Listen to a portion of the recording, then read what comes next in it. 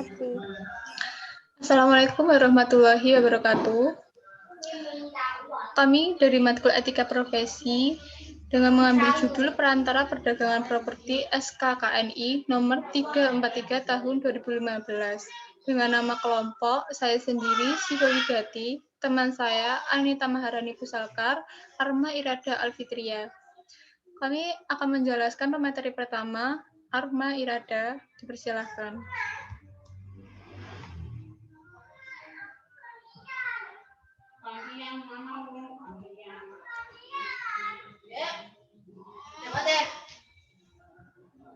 Menimbang peraturan perantara perdagangan properti bahwa untuk melaksanakan ketentuan pasal 26 Peraturan Menteri Tenaga Kerja dan Transmigrasi nomor 8 tahun 20 tentang tata cara penetapan standar kompetensi kerja nasional Indonesia perlu menetapkan keputusan Menteri tentang penetapan standar kompetensi kerja nasional Indonesia kategori estat golongan pokok real 1 estat bidang perantara perdagangan properti.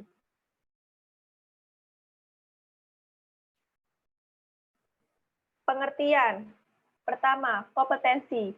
Kemajuan seseorang dalam melakukan suatu aktivitas merujuk kepada beberapa karakteristik, baik yang bersifat dasar, pengetahuan, keterampilan, maupun perilaku dengan tingkat kemampuan yang dapat berubah-ubah. Tergantung sejauh mana pengetahuan, keterampilan, maupun perilaku tersebut diasah. Yang kedua, standar kompetensi. Pernyataan ukuran atau patokan tentang kemampuan seseorang dalam melaksanakan suatu aktivitas merujuk pada beberapa karakteristik, baik yang bersifat dasar, pengetahuan, keterampilan, maupun perilaku dengan tingkat kemampuan yang dapat berubah-ubah. Tergantung sejauh mana pengetahuan, keterampilan, maupun perilaku tersebut diasah.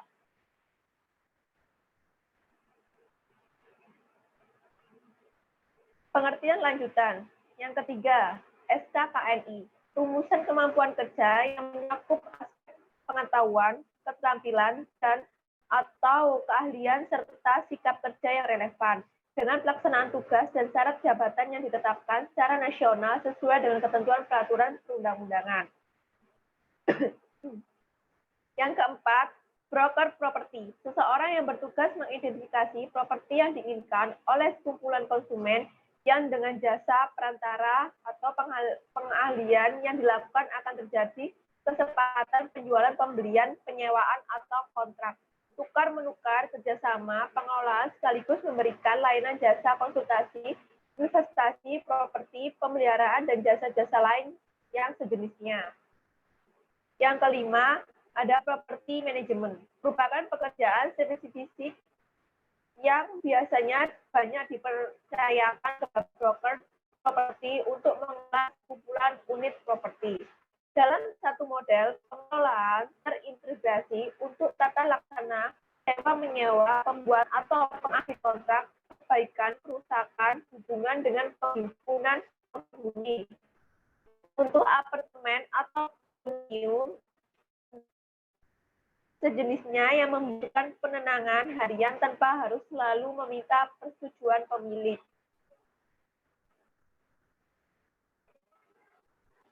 Pengertian lanjutan yang keenam ada property investment, yang ketujuh ada kode etik asosiasi, yang ke-8 ada komitmen tim teknis rancangan standar kompetensi kerja nasional Indonesia, yang ke-9 ada tim perumus rancangan standar kompetensi kerja nasional Indonesia, yang ke-10 tim sertifikasi rancangan standar kompetensi kerja nasional Indonesia, yang ke-11 peta kompetensi, yang ke-12 unit kompetensi, yang ke-13 elemen kompetensi, yang ke-14 ada kriteria untuk kerja. Selanjutnya akan dijelaskan oleh teman saya.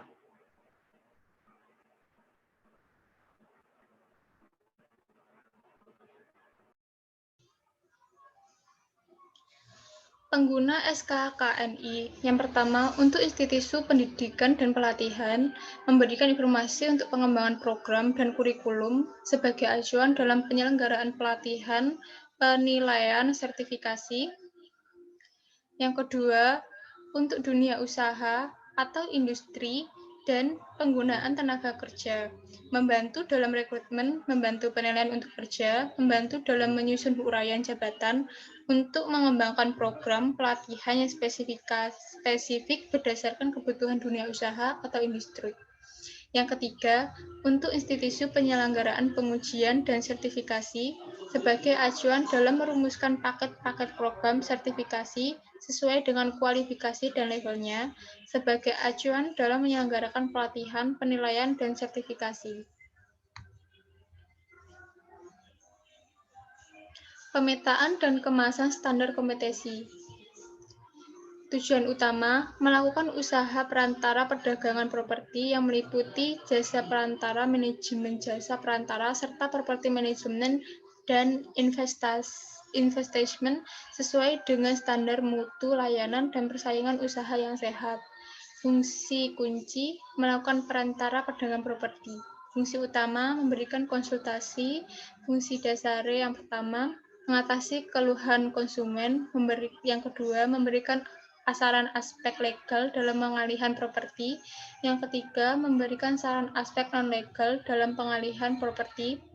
Fungsi utama melakukan negosiasi, fungsi dasarnya melakukan negosiasi dengan pemilik properti untuk mendapatkan listing. Yang kedua, melakukan negosiasi dengan calon pembeli atau penyewa untuk mencapai transaksi. Yang ketiga, melakukan negosiasi dengan pihak lain yang berkaitan langsung dengan proses transaksi. Fungsi utama melakukan listing, fungsi dasarnya melakukan kegiatan prospek, melakukan pertemuan bisnis dengan pemilik penjual, melakukan penilaian properti, melakukan pencatatan listing. Memasarkan properti, fungsi dasarnya melaporkan proses pemasaran listing, mempromosikan properti, melakukan pertemuan bisnis dengan pembeli, mempertemukan kepentingan bisnis antara penjual dengan pembeli atau penyewa. Fungsi kunci melakukan manajemen perantara perdagangan properti. Fungsi utama melakukan transaksi. Fungsi dasar memberikan layang perhitungan simulasi penjualan dalam transaksi properti. Yang kedua, memberikan layang perhitungan simulasi kewajiban manusia pembeli dalam transaksi properti. Yang ketiga, memberikan pendampingan sampai proses transaksi do notaris atau PPAT selesai. Fungsi utama merekrut agen pemasaran. Fungsi dasar yang pertama melakukan perekrut dalam berbagai media. Yang kedua melakukan proses seleksi. Fungsi utama administrasi perkantoran. Fungsi dasar 1. Memiliki pengetahuan mengenai persuratan, kearsipan, dan penata laksana perkantoran non-keuangan. Fungsi utama administrasi perkantoran. Fungsi dasar yang pertama memiliki pengetahuan mengenai persuratan, kearsipan, dan penataan laksana perkantoran dan keuangan. Yang kedua, memiliki pengetahuan administrasi keuangan.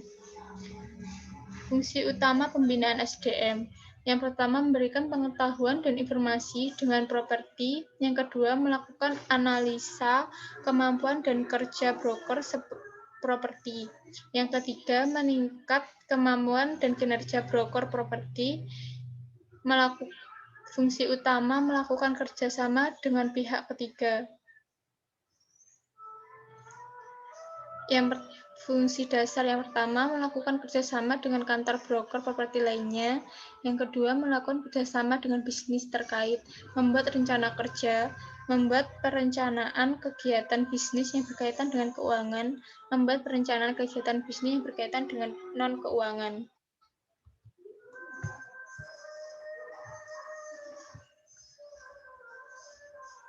Tujuan utama. Fungsi kunci melakukan kegiatan properti manajemen dan konsultasi properti investment. Fungsi utama pengetahuan pengelola properti. Fungsi dasar yang pertama menetapkan tarif sewa menyewa. Yang kedua menghitung biaya dan pendapatan. Yang ketiga menentukan supplier perawatan. Yang keempat adanya prosedur operasional standar SOP. Fungsi utama memberikan konsultasi investasi properti. Fungsi dasar yang pertama memiliki pengetahuan tentang investasi. Yang kedua membandingkan investasi properti dengan investasi lainnya. Fungsi utama menghitung manfaat investasi properti. Yang pertama memiliki pengetahuan tentang menentukan dan optimalisasi lahan properti. Selanjutnya akan disampaikan oleh teman saya.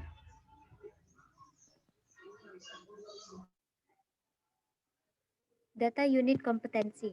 Yang pertama, kode unit L.68200.001.01. Judul unit kompetensi, mengatasi keluhan konsumen. Kode unit L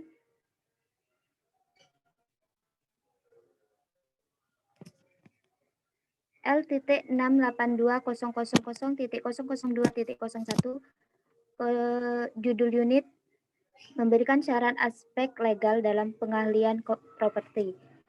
Kode unit L.68200.003.01 memberikan saran aspek non-legal dalam pengahlian properti. Kode unit L.68200.004.01 melakukan negosiasi dengan pemilik properti untuk mendapatkan listing. Kode unit L.68200.005.01 melakukan negosiasi dengan calon pembeli atau penyewa untuk mencapai transaksi.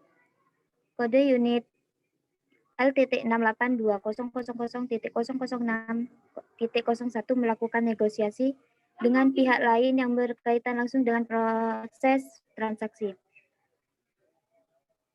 L.68200.007.01 melakukan kegiatan prospek. Kode unit L.68200.008.01 melakukan pertemuan bisnis dengan pemilik atau penjual. L.68200.009.01 melakukan penilaian properti. L.68200.010.01 melakukan pencatatan listing. L.68200.011.01 melaporkan proses pemasaran listing. L.68200.012.01 mempromosikan properti. Kode unit L.68200.013.01 melakukan pertemuan bisnis dengan pembeli. L.68200.014.01 mempertemukan kepentingan bisnis antara pemilik atau penjual dengan penyewa. L.68200.015.01 memberikan layanan perhitungan simulasi kewajiban finansial penjual dalam transaksi properti. L.68200.016.01 memberikan layanan perhitungan simulasi kewajiban finansial pembeli dalam transaksi properti. L.68200.017.01 memberikan pendampingan sampai proses transaksi di notaris atau PPAT selesai. L.68200.018.01 melakukan perekrutan dalam berbagai media. L.68200.019.01 melakukan proses seleksi. L.68200.020.01 memiliki pengetahuan mengenai persuratan, kearsipan, dan penatalaksanaan perkantoran atau non-keuangan. L.6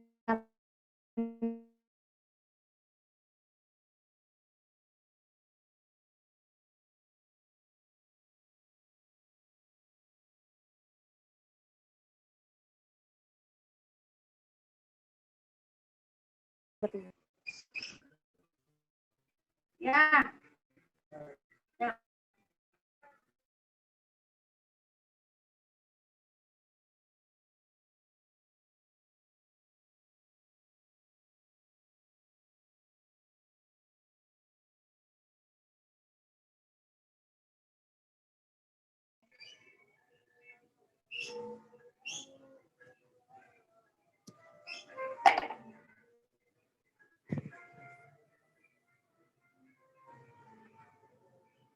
Lanjut, kode unit L.68200.023.01 melakukan analisa kemampuan broker properti. L.682000.024.01 meningkatkan kemampuan dan kinerja broker properti.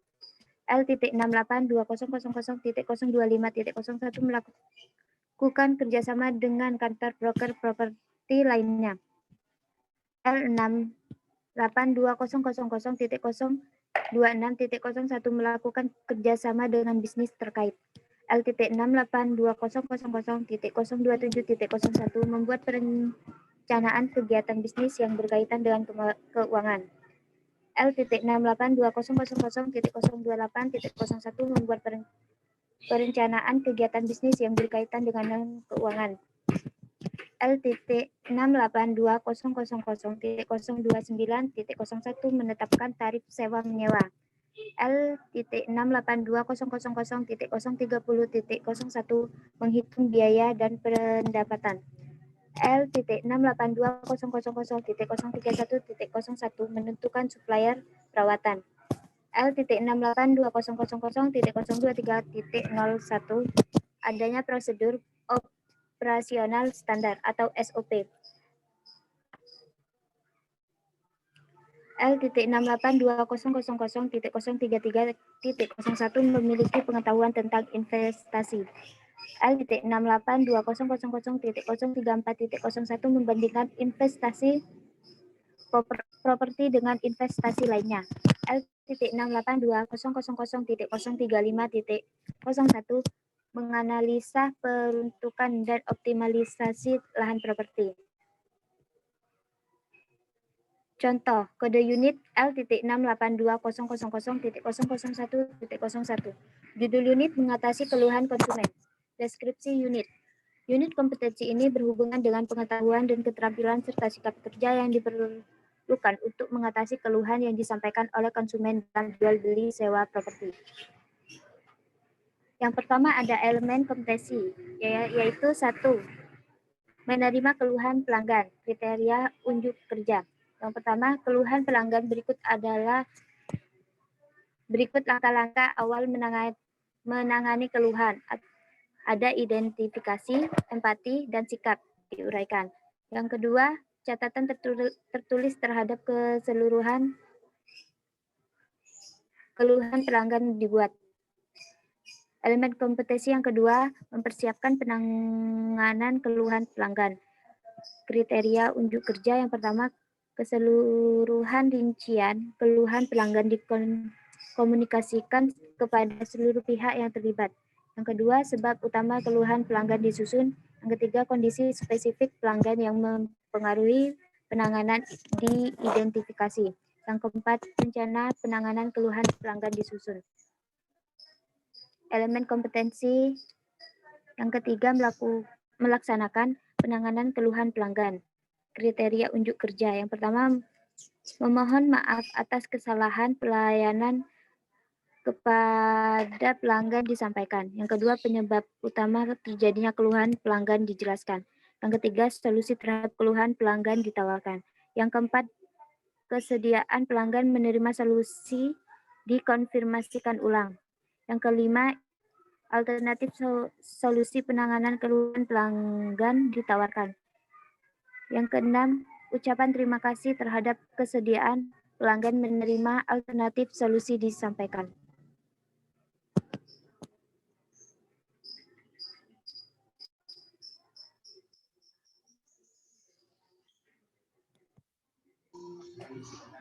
Terima kasih atas kami sampaikan presentasi dari kelompok bidang properti SKANI nomor 343 tahun 2015. Terima kasih. Wassalamualaikum warahmatullahi wabarakatuh.